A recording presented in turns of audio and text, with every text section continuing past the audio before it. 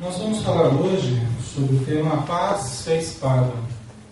E o que nos motiva a falar sobre esse tema são os momentos atuais que nós estamos vivendo, os momentos de convulsão social que nós vivemos e que todos vocês estão presenciando e que já era até previsto, né? Já era até previsto pela importância das transformações no nosso planeta, pela importância da transformação dos nossos conceitos, pela importância da transformação das nossas relações, porque as dificuldades vão se acumulando, as diferenças vão se estabelecendo, os conflitos surgem e o conflito acaba estabelecendo uma certa confusão passageira que todos nós estamos presenciando, não somente no Brasil, mas em vários pontos do globo, e não faz pouco tempo, há muito tempo já. Na verdade, nosso planeta sempre esteve em conflito, mesmo quando a ONU registra momentos de paz. Na verdade, os conflitos nunca deixaram de existir. Nós sabemos que esse mal-estar que nós estamos vivendo e que nós expressamos de alguma forma, socialmente ou individualmente, é fruto da nossa própria condição interior. Joana de Ângeles chega a dizer, inclusive, que a criatura não tem paz e por isso o nosso planeta ainda não vive em paz. Ela nos diz no livro Ser Consciente que a paz hoje ainda é uma utopia. Ela nos diz isso. A paz hoje ainda é uma utopia. Não que ela não acredite na paz. Até o nosso companheiro Divaldo faz a campanha pela paz. Os livros da Joana de Ângeles nos induzem à vivência de paz. Mas ainda hoje, coletivamente, o que nós temos é a somatória das nossas dificuldades individuais. A gente percebe que a criatura muitas vezes não consegue ficar 5 minutos em contato consigo mesma. Muitas vezes a criatura não consegue fazer uma meditação porque está em conflito íntimo, porque turbilhonada intimamente, presa a conflitos, a carências, a aflições, ela expressa essa inquietude na dificuldade do autoencontro, na dificuldade dessa vivência de paz. E dizem que não há um caminho para a paz, né? Dizem que a paz é o próprio caminho. Então nós temos que viver essa paz aqui, agora. Não é uma paz ainda mundial, porque é utópica ainda. Mas nós, no plano individual, nós podemos e devemos buscar essa paz. Que, em primeiro lugar, começa pela harmonização conosco mesmo. A harmonização com os nossos conteúdos íntimos. Por isso, hoje ainda na nossa família não existe paz. Existe uma paz relativa. Por isso que na nossa cidade ainda não existe paz. Por isso que no nosso país, no nosso planeta, essa vivência ainda é impossível neste momento. Será futuramente muito mais viável à medida que nós passemos a expressar a nossa harmonia íntima e coletivamente nós passemos a expressar um pensamento coletivo, uma organização social propícia à paz. Joana de Ângeles até nos diz, num de seus livros, que para o bem-estar da criatura não é preciso muito. Ela fala assim, olha, numa sociedade onde existem condições mínimas de vida, condições suficientes, dignas de existência, de saúde, de educação, ela vai enumerando alguns tópicos, não é preciso muita coisa para as sociedades viverem bem, para as pessoas se sentirem felizes. E é verdade, se a gente for parar para pensar. Mas, quando as carências vão se avolumando, nós temos a formação desses bolsões de miséria, de ignorância, de criminalidade, né? Todas as expressões negativas do ser, porque, ou melhor, todas as expressões negativas do não ser, né? Porque está faltando justamente o desenvolvimento do ser. o desenvolvimento do Deus interior, o desenvolvimento profundo da criatura. E esse vazio que passa a existir, nós chamamos de conflitos, de carências, de defeitos, esse vazio, né? Então nós temos que preencher esses vazios, né? Jesus nos diz no seu Evangelho: não cuideis que vim trazer a paz à terra. Não vim trazer a paz, mas a espada. Esse conceito, assim como alguns outros conceitos, foram utilizados para justificar atitudes agressivas, né? Durante a história registra, por exemplo, as cruzadas, onde cristãos, né, que se diziam cristãos, procuraram convencê-lo, procuraram propagar o cristianismo, tentando invadir outras terras e forçar as criaturas a adotarem a crença cristã, pretensamente cristã, porque na verdade isso não tinha nada de cristão, né? Mas esse discurso era o discurso utilizado. Jesus está perfeito, o Evangelho é perfeito. O problema é como nós temos interpretado o discurso de Jesus. A questão é como nós temos interpretado e vivenciado as propostas que Jesus nos trouxe. Jesus é perfeito em todos os sentidos. O que Ele nos trouxe é o bem mais precioso que nós temos em termos evolutivos, é conseguirmos compreender e vivenciar os ensinos de Jesus. Inclusive, para os espíritos amigos, a gente vê isso na obra do André Luiz, vale muito mais a formação evangélica que tenhamos do que as formações acadêmicas que nós expressamos. Para a vida eterna, dizem os Espíritos, vale muito mais o conhecimento do Evangelho do que o conhecimento acadêmico que nós trazemos. Para nós é um ônus, para nós é um peso, é uma responsabilidade muito maior o conhecimento do Evangelho. Vai ser muito mais exigido de nós que conhecemos o Evangelho do que outras pessoas que podem ser PhD em alguma coisa, mas que não tenham a informação do Evangelho, né? Então, o que Jesus quis dizer com não vim trazer a paz, mas a espada, é que ele sabia que, embora ele não trouxesse a mensagem da divisão, ele trazia a mensagem da união, da fraternidade, do respeito, do perdão. Mas ele sabia que, a partir do ensinamento novo, muitas diferenças se estabeleceriam. Porque, por exemplo, na época de Jesus não havia caridade, a não ser como expressões individuais de espíritos mais evoluídos, que estavam reencarnados, mas em termos coletivos não havia organizações voltadas para a beneficência. Dizem os espíritos que a Casa do Caminho foi a primeira instituição filantrópica, vamos dizer assim, que surgiu na Terra. Os doentes, as pessoas abandonadas, as pessoas rejeitadas pela sociedade, estigmatizadas, jogadas para fora da sociedade, elas não tinham onde se apoiar, elas não tinham onde se socorrer. Os doentes, por exemplo, eram tidos como pessoas amaldiçoadas por Deus, porque eles relacionavam a doença muito fortemente com a maldição divina. Aquela eugenia ainda, né? Aquela coisa instintiva do mais forte, da raça, da pureza, né? Eu creio, né? E essa questão da doença era tida como um castigo divino. A mulher que não podia ter filhos, né? O homem que tinha alguma paralisia, lepra, que é uma maldição pior do que a lepra na época, a hanseníase. O pessoal era lançado lá pelo vale dos leprosos, perdia o seu direito de cidadão, absolutamente. Por isso que Jesus curou muitos leprosos, mas tem um caso do Evangelho que fala que ele teria curado e depois falou, vai se mostrar lá no templo.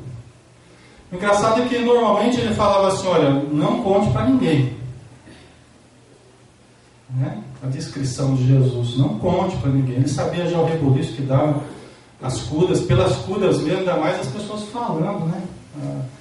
Talvez inviabilizasse até mais rapidamente a tarefa de Jesus, se a propagação fosse muito rápida, né? Então não conte a ninguém, mas vai te mostrar lá no templo. Por quê? Porque ele precisava se mostrar no templo lá dos fariseus, né? Do judaísmo, a sinagoga, o templo de Salomão, precisava se mostrar lá para que eles vissem que estava curado. E aí ele resgatava o seu direito de cidadania, de ir, de vir, de morar, de conviver, de comprar, de vender. Então olha a preocupação de Jesus até em recuperar as possibilidades de existência daquele ser, né, sofredor, que estava doente e agora estava curado. Né? Mas Jesus então trouxe essa mensagem de amor, trouxe essa mensagem de esperança, essa mensagem de caridade, de fraternidade, de ajuda mútua. E isso provocaria mudanças fundamentais até hoje. Né? Só que provocaria divisão. Emmanuel até nos fala, ninguém faz o bem impunemente, porque quando as pessoas estão mais discretas, mais apagadas na busca pelo bem, os espíritos infelizes deixam a pessoa lá meio tranquila, de certo modo. Mas quando a pessoa começa a aparecer pelo bem que está fazendo, pela luz que está se acendendo, 1000 olhos passam a nos observar, a nos acompanhar. E muitas vezes as trevas querem que a luz se desfaça. Então, Jesus, ele era a grande luz, o grande clarão que veio iluminar os nossos caminhos, e ilumina até hoje, cada vez mais. E quantas luzes estão aí ao nosso redor, nessa casa, nos ajudando, parentes, espíritos amigos, entes queridos, que aproveitam esses momentos para nos abraçarem, pessoas que nós sentimos saudade e que também sentem a nossa falta, mas que se valem desses momentos de oração, de elevação para nos abraçarem, porque nós estamos mais receptivos. Mas ao mesmo tempo, quantos estão nos acompanhando, quantos estão nos observando, querendo buscar pontos fracos em nós, querendo buscar brechas morais em nós. Veja bem, João Batista, segundo as palavras de Jesus, dentre os nascidos de mulher, João Batista é o maior. Dentre os que estão ainda reencarnando, necessitados ainda da reencarnação, João Batista é o maior. E mesmo assim Jesus fala, olha, João Batista foi degolado em plena conspiração das trevas. Emmanuel fala isso. Que João Batista foi degolado, né? Em plena conspiração das trevas. Jesus sofreu com a obsessão, não dele, mas com os obsessores ao redor dele, desde quando ele nasceu. Vocês já ouviram falar da matança dos inocentes, né? 70 crianças foram mortas, na expectativa de que Jesus estivesse entre eles. Olha só, a personalidade de Herodes, o primeiro obsediado a perseguir Jesus. E durante a existência toda, foi um combate à obsessão, a obsessores e obsediados, tentativa de socorro, obsediados. Então nós vemos que esses conflitos, essas necessidades, elas existem ainda muito fortemente entre nós. O problema mais sério ainda da humanidade é a obsessão. Não é querer colocar à conta dos espíritos infelizes todos os nossos problemas, mas é que todos os nossos problemas encontram sintonia com os espíritos infelizes. Todos os nossos conflitos estabelecem a ligação mental vibratória com a infelicidade fora de nós. E aí estabelece-se o conúbio perfeito, que nós podemos sair através do passe, da leitura, da caridade, da oração, do pensamento mais otimista, mais positivo, da atitude cristã, da renovação moral. Na verdade, a terapêutica espírita, a terapêutica anti-obsessiva ou desobsessiva, é uma terapêutica simples. E os espíritos falam, é uma terapia complexa, difícil. E nós concordamos também, porque por detrás dessa simplicidade, o que nós encontramos? A dificuldade do ser humano seguir essas disciplinas. Seria fácil para nós nos subtrairmos à obsessão se nós seguíssemos de fato as orientações espirituais. Mas aquilo que é fácil vai ficando difícil, pela nossa rebeldia, pela nossa preguiça em muitos casos, né? Pela nossa teimosia em mantermos os comportamentos que nos afligem, os comportamentos que nos prejudicam, né? Jesus nos diz, porque eu vim pôr em dissensão o homem contra seu pai, e a filha contra sua mãe, e a nora contra sua sogra. Bom, isso não precisava nem Jesus ter vindo, né? A nora contra a sogra já naturalmente já dá problema, né? Mas é brincadeira, tem muitas noras e sogras que se dão muito bem, e a gente faz essas brincadeiras, mas não tem nem sentido. Eu nem gosto muito dessas brincadeiras, mas só para descontrair um pouquinho. Eu pelo menos me dou muito bem com a minha sogra, tá?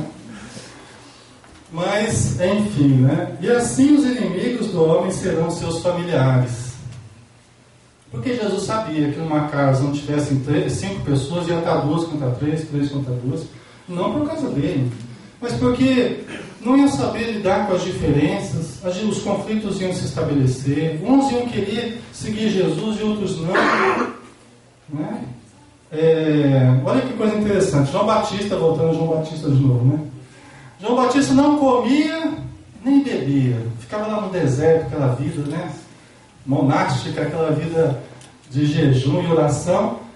E diz Jesus, os fariseus falavam, tem demônio. João Batista não comia nem bebia, falava muitas verdades. Ele era considerado praticamente um profeta já na época de Jesus, né? E os fariseus falavam, tem demônio. Por quê? Porque ele incomodava muito os fariseus. Ele falava verdades inconvenientes e incomodava os fariseus, né?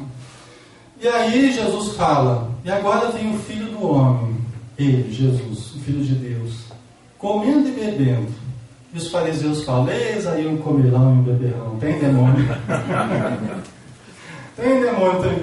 Falando isso de Jesus, falando que Jesus tinha demônio. Pior do que isso, falando assim para Jesus, que ele curava porque ele era o chefe dos demônios. Ele expulsava os demônios porque ele era o chefe dos demônios. Aí Jesus fala assim, mas como é que pode um reino lutar contra si mesmo? Como é que pode uma casa lutar contra si mesmo? Que casa que vai subsistir? Que reino que vai subsistir se ele luta contra si mesmo? Aí as pessoas falam assim, mas é porque essas forças inferiores elas fazem o bem para daí atrair para o mal, né? Não tem esse argumento, né? Que não tem sentido nenhum, né? Jesus já nos deu uma indicação de como pensar e como agir, quando ele fala assim, olha, você vai conhecer a árvore pelo fruto. Por quê? Porque de uma árvore boa, nós teremos frutos ruins. De uma árvore ruim, nós não teremos frutos bons. Nós conhecemos a árvore pelo fruto. Então essa história de o mal fazer o bem, para depois arrastar as pessoas para o mal, isso é bobagem. Falam isso do espiritismo, as curas que são feitas na casa espírita, né? Os obsidiados que melhoram. Cuidado, lá no centro espírita eles fazem o bem, né? E não tem sentido nenhum, né? A gente sabe que o espiritismo absolutamente cristão, né, cultiva a crença em Deus, cultiva a caridade como lema, né? Mas ainda hoje cristãos perseguindo cristãos, né? Cristãos, Jesus, né, o seu comportamento, a sua atitude, falavam que ele tinha demônio. Imagina, até hoje a gente vê que não mudou nada, né? Não mudou nada. Hoje a gente vê os próprios cristãos apontando outras pessoas, falando que estão endemoniadas, né? Então Jesus sabia das dificuldades dos grupos, das instituições, das divisões que surgiriam, porque uma ideia nova é sempre combatida.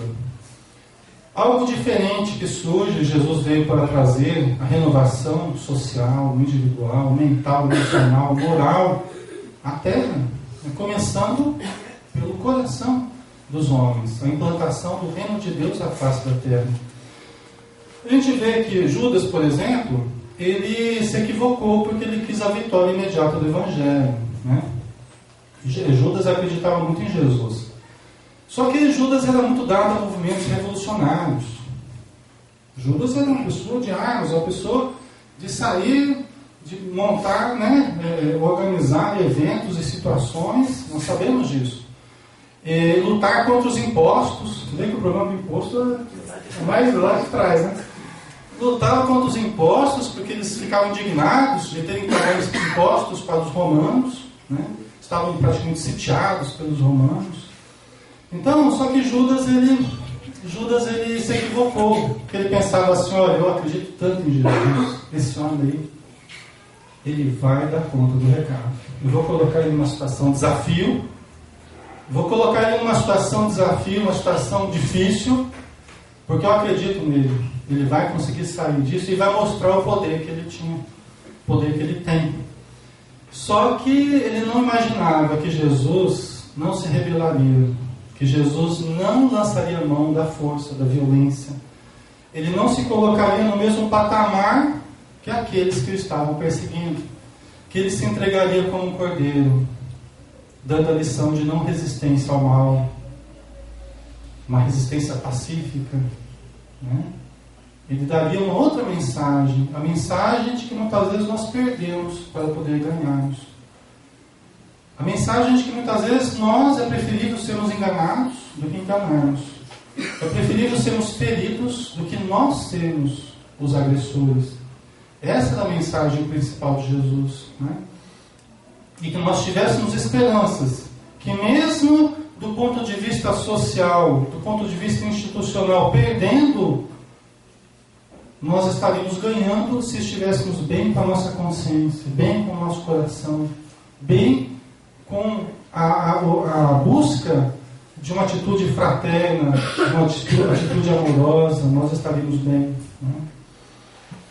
Quem ama o pai ou a mãe mais do que a mim, não é digno de mim. E quem ama o filho ou a filha mais do que a mim, não é digno de mim. Essas questões da espada, da paz, de amar a Deus, né, amar a Jesus mais do que os familiares, isso tudo está desenvolvido no Evangelho segundo o Espiritismo, na área da moral estranha, no capítulo da moral estranha, que Allan Kardec colocou, porque gera uma certa estranheza em nós. Por exemplo, quem ama o pai ou a mãe mais do que a mim não é digno de mim. Causa uma certa estranheza para as pessoas, porque a gente valoriza muito os vínculos parentais. Só que Jesus veio também para relativizar esses vínculos parentais, fazendo-nos lembrar que nós somos espíritos acima de tudo. Nós somos espíritos. Quantas pessoas ficam presas absolutamente aos vínculos parentais, dando excessiva importância à opinião de um, à opinião de outro, e para de enxergar a si mesmo, ao que quer, ao que deseja, ao que sonha, ao que quer buscar, ao autoencontro, a sua essência espiritual. Quantos deixam, né, de olhar para si mesmos apenas para seguir a conveniências sociais? Seguir a conveniências. Então Jesus, ele trouxe também uma revolução nisso aí. Por quê? Porque pessoas muitas vezes deixavam a sua própria casa para seguir Jesus. Deixavam certos vínculos não por desamor, mas porque enxergavam na oportunidade de servir, na oportunidade de amar, de aprender, um crescimento pessoal. Muitas vezes que os familiares não vão nos dar. E nós carecemos desse crescimento pessoal. Do mesmo jeito, hoje nós somos desafiados a deixarmos algumas horas na nossa casa, virmos para a casa espírita, às vezes deixando alguém contrariado em casa, né? Às vezes deixando o marido contrariado, a esposa, um filho, porque o filho é evangélico, porque é testemunho de Jeová, ou qualquer outra religião, e não aceita a crença espírita, e aí você vem, às vezes até se sentindo culpado, puxa vida, parece que eu estou fazendo alguma coisa errada, que o fulano não acredita, ele não gosta, mas não tem nada de errado. Errado é a supervalorização das conveniências e dos papéis que a gente representa, né?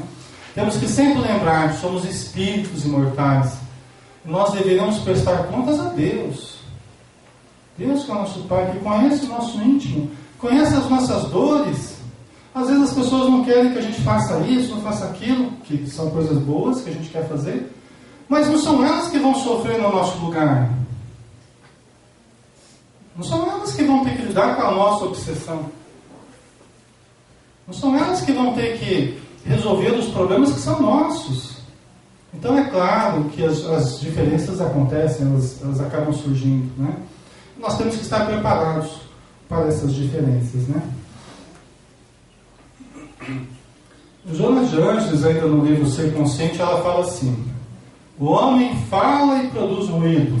Está aqui um que fala e produz ruído.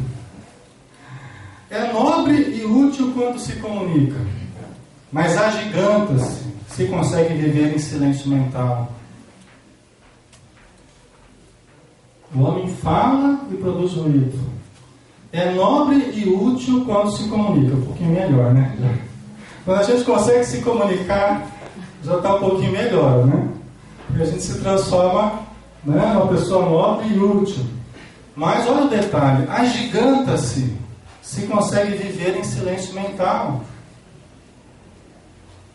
Agiganta-se espiritualmente, expande-se a consciência, esvazia-se do eu, do ego, das exigências imediatistas, dos apegos, das posses obsessivas. Nós nos esvaziamos do eu e nos preenchemos do cosmo de Deus, da harmonia, da paz que a gente busca. Olha a importância do silêncio mental. É claro que é difícil para nós mantermos o silêncio mental durante todo o dia. Nós somos forçados a uma vida de relação. Mas nós podemos, 5 minutos aqui, 10 minutos ali, exercitarmos o silêncio mental. Cale a boca das ansiedades que clamam vozes incongruentes e faça silêncio para orar. Cale a boca das ansiedades. As ansiedades estão lá, inquietude, turbilhão. E a gente tem que calar a boca das ansiedades, silenciar a mente, fazer silêncio para meditar, para orar. E todas as instituições, todos os grupos possuem dificuldades, expressas pelas nossas dificuldades no grupo, né? Só que nós podemos atenuar essas dificuldades. Por exemplo, uma atitude que ajuda muito a gente a lidar com conflitos, a lidar com as nossas diferenças, é a assertividade. É desenvolvermos a capacidade de sermos assertivos. O que significa sermos assertivos? De uma forma simples, a gente pode dizer que significa falar a verdade com bondade para a pessoa certa na hora certa. Falar a verdade com bondade para a pessoa certa na hora certa. Não é colocarmos embaixo do tapete, não é fingirmos que não estamos vendo, não é criarmos atrito a todo momento, explodirmos. As pessoas me perguntam assim: Alexandre, o que é melhor? É guardarmos as coisas ou é falarmos de uma forma assim mais chocante, mais agressiva? Ele fala só: nenhuma das duas é interessante. Interessante é nós mudarmos o modo de sentirmos. Porque depois que você registrou a fala dos outros, as situações como uma ofensa, como algo ruim, você registrou aquilo como algo ruim, aí você, ou eu guardo esse algo ruim, ou eu vou devolver para a pessoa aquilo, de alguma forma. Em ambas as situações nós temos prejuízos. Primeiro, nós destruímos internamente. Segundo, nós destruímos externamente. Como é que é esse mudar no modo de sentir? Né? Por exemplo, a indulgência. Eu considero um dos temas mais importantes do Evangelho, a indulgência. Porque a atitude indulgente ela é uma espécie de perdão imediato.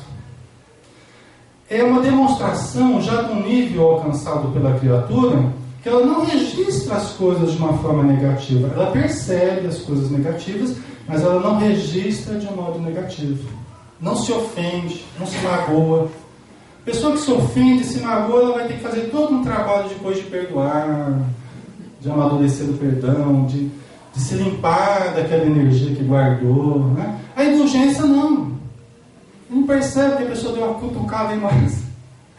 Falou, né, lançou uma indireta, falou isso, fez aquilo, tal, você percebe, tal, finge que não vê, tal, né? E você não sofre com aquilo. Procura refletir, por quê, tal.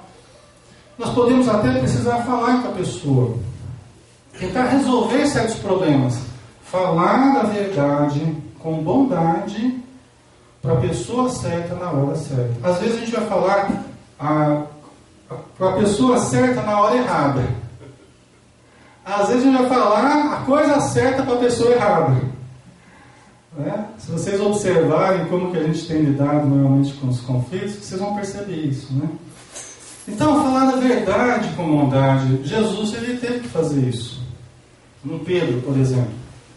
Pedro chegava lá no Jesus, lá no Horto das Oliveiras. Senhor, estou com o Senhor, por que ideia que é? Estamos juntos aí, né? Aí Jesus falou, Pedro, Satanás está querendo te jogar. Jesus estava vendo os espíritos ali, atrás de Pedro. Pedro tinha uma mediunidade, muito ainda precisando equilibrar.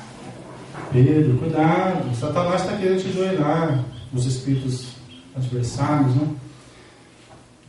O espírito está pronto, mas a carne é fraca. Olha que o bicho pegar, os instintos. Olha que a situação fica feia, os teus instintos vão te trair. Você acha que você está pronto. Mas na verdade, você vai ter uma atitude defensiva. É isso que Jesus quis dizer. Não deu outra, né? Quando perguntaram para o Pedro, você conhece aqui? Você estava junto com aquele lá, o tal de Jesus? Não, não, pelo amor de Deus, não conheço não. Nunca vi.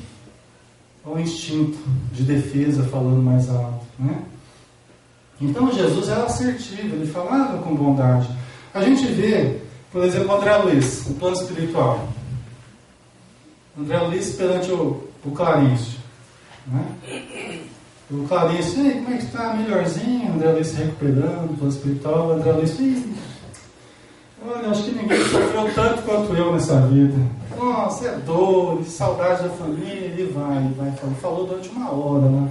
E Clarice sentou até para ouvir, né? Do lado da cama dele e tal. Olha que André Luiz acabou, né? As lágrimas já estavam chorando. Aí Clarice simplesmente falou assim, meu amigo, você quer a cura espiritual? Aí acenou positivamente. Então aprenda a falar menos de si. E não veja nas dificuldades que você passa pressões esmagadoras na sua vida, porque não são. São oportunidades de crescimento, de desenvolvimento. Né? E fala assim, olha, quem só vê punições ou coisas negativas nessas injunções que nos desenvolvem, padece de uma doença de difícil tratamento longo e difícil, que é reclamação. A gente tem o hábito de reclamar, né? Não posso nem reclamar, mas pode reclamar, só que lembre que é uma doença. A reclamação sistemática é doença, de difícil tratamento. Mas olha a assertividade de Clarencio. A assertividade do médico Henrique de Luna, que chega com André Luiz. Olha, que os teus órgãos estão esgotados, o fígado, os rins, não sei o quê. Você sabe o que significa isso? Você veio para cá como um suicida. Eu falei, não, suicida? Como assim? Não, de forma alguma. Aí o André Luiz ficou meio melindrado. Não, meu amigo, é um sinal evidente de desgaste dos órgãos. Né?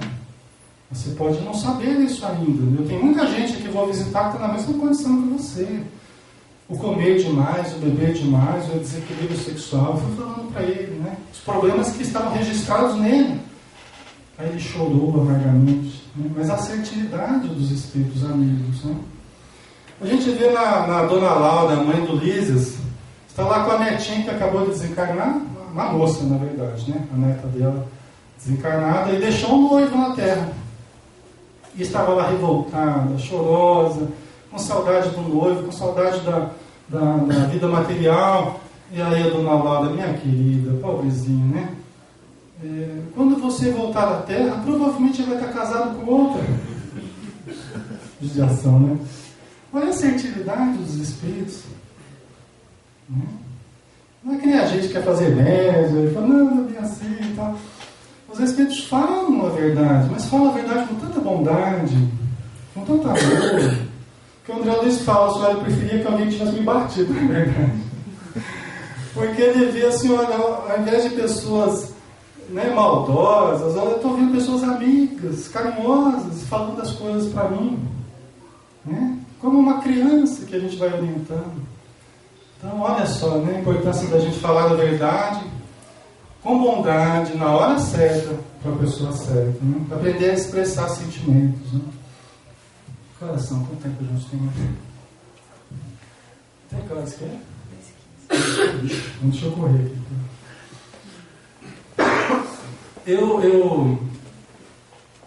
Alguns anos atrás eu tive uma grata oportunidade assim, de rever conceitos. Na verdade, venho revendo conceitos, amargando situações muitas vezes, devido a erros meus, né? Mas numa palestra do Divaldo, eu comprei um livro lá, aquele livro Libertação pelo Amor, um livro muito bom da Joana de Anjos.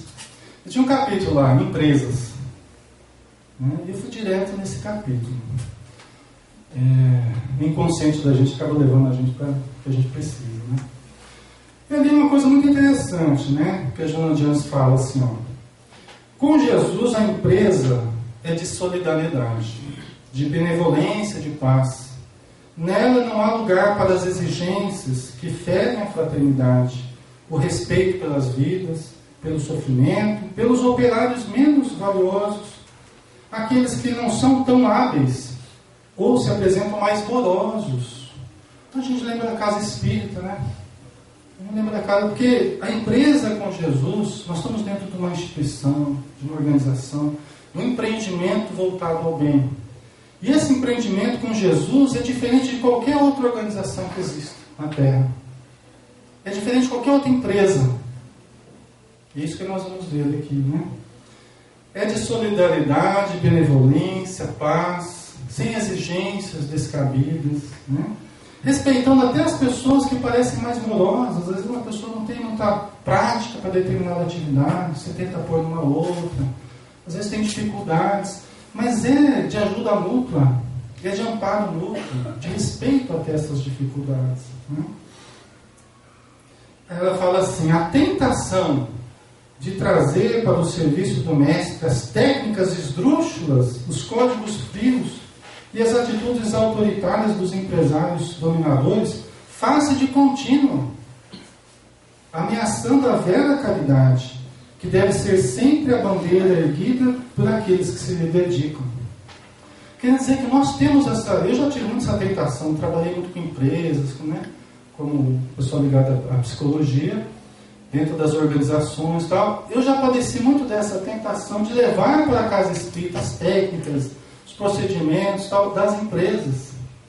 E veja que interessante, ela fala assim, essa tentação é de contínuo que acontece nas casas espíritas, nos empreendimentos que levam a mensagem de Jesus. Mas ela fala que nós não devemos fazer isso. Né? É um erro nós fazermos isso. Tentarmos levar as técnicas das empresas comuns para os grupos espíritas. Né? Nós estamos falando aqui de conflitos, de dificuldades, de diferenças de opiniões, e ela está nos dando uma dica importante aqui. Né? A empresa de Jesus é diferente, preservadora da união de todos os seus membros, sem jamais ter lugar o campeonato da dissensão. No seu estatuto, o maior é sempre quem melhor serve, e não aquele que mais exalta. Então, não é a pessoa que fala mais alto, não é a pessoa que é mais exigente, mas deve ser aquele que mais serve, é a pessoa mais útil. Jesus nos deu aquele exemplo no lavar-pés, né? Deu o exemplo de lavar os pés dos discípulos. E Pedro falou, não, Senhor, meu pé o Senhor não vai lavar não. Pelo amor de Deus, não tem cabimento isso, né? Aí Jesus falou assim, Pedro, sempre Pedro, né? Jesus tem que ter uma paciência com Pedro, né? Pedro, se você não permitir, você não vai ter parte comigo. Você vai estar fora desse ensinamento. Entendeu? Você vai estar fora desse ensinamento aqui. Você não quer fazer parte disso aqui? Vai ficar com a história. Né? Aí Pedro falou assim, Senhor, então lava a alma toda, lava o corpo todo. Isso está no Evangelho. Senhor, lava o corpo todo. Aí Jesus falou assim, Pedro, não é preciso. Vós já estáis limpos pela palavra. Olha que interessante. Que a convivência com Jesus era de tão modo elevado, a palavra de Jesus, a energia, o campo vibratório, já estáis limpos pela palavra. Olha a convivência com Jesus, como era interessante, né? E aí nós temos os discípulos já terminando aqui, a casa do caminho, que era a casinha de Pedro, transformada em abrigo dos necessitados. Olha que interessante, né? A casinha de Pedro lá na estrada de Jope, convertida em abrigo beneficente para as pessoas, né? Só que depois de Jesus desencarnar, as dificuldades começaram a aparecer. Esse trabalho se constituiu, os necessitados apareciam, crianças, doentes, idosos, doentes mentais, pessoas de todo tipo apareciam para serem socorridas. E os discípulos começaram a se organizar e trabalhar para ajudar. Só que os problemas de relacionamento apareceram.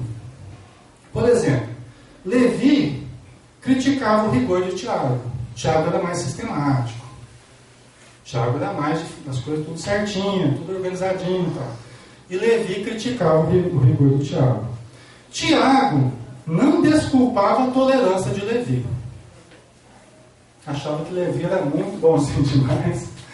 É sempre essa dualidade, né? O Tiago achava que o Levi era tolerante demais. Bartolomeu interpretava a benevolência de André como sendo dissipação. Então Bartolomeu achava que André dissipava os bens, os recursos que eles tinham lá. Que ele era muito generoso com as pessoas. Já André considerava Bartolomeu viciado em sovinice. Né? Tá vendo os conflitos? Um achava que o outro gastava demais, o outro achava que o outro era muito pão duro. Né? A verdade é essa.